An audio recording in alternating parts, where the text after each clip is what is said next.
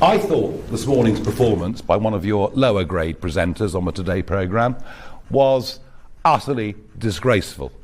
I think to frame a question around the leader of Reform's relationship with Hitler, which is how she framed it, was despicable, disgusting, beyond belief. Are you surprised that 500,000 people every year refuse to pay the licence fee? But let me say this to you. The double standards and hypocrisy of the BBC are absolutely astonishing. At the time I was alleged to have made these remarks, one of your most popular weekly shows was the Black and White Minstrels, right?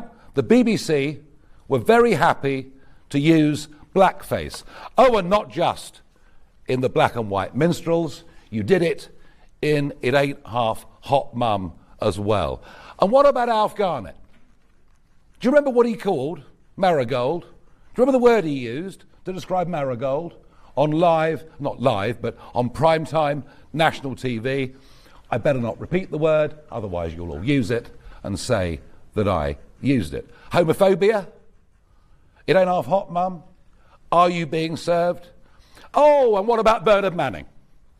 Perfectly happy at exactly the same time for Bernard Manning to appear on primetime national BBC comedy, telling jokes for which these days you'd probably get a knock at the door from our thought police and perhaps get a 31-month prison sentence. I cannot put up with the double standards of the BBC about what I'm alleged to have said 49 years ago and what you were putting out on mainstream content. So I want an apology from the BBC for virtually everything you did throughout the 1970s and 80s. I've received many letters over the course of the last few days from people that I was at school with. This one I think is particularly relevant. I was a Jewish pupil at Dulwich College at the same time, and I remember him very well. While there was plenty of macho, tongue-in-cheek schoolboy banter, it was humour. And yes, sometimes it was offensive, rather like most of the BBC's output, but never with malice. I never heard him racially abuse anyone. If he had, he would have been reported and punished. He wasn't.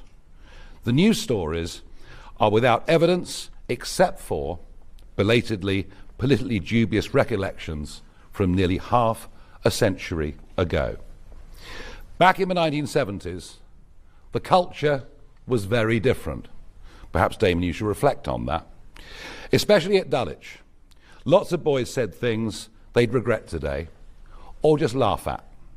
Whilst Nigel stood out, he was neither aggressive nor a racist. If I can help in any way, let me know. And I've had plenty of those messages over the course of the last few days, and I'm sick to death of the double standards and hypocrisy, above all, of your organisation. And what happened on the Today programme this morning was a complete bloody disgrace. Next, Sam Coates from Sky News. No, I'm done with you, thank you. My question was, he said they were lying, and it sounds like... Sam Coates from Sky... I'm really, until you apologise for all of your output, your appalling output, at the same time that I'm accused of saying these things which I deny, I'm not speaking to you. All right? Sam Coates, Sky News.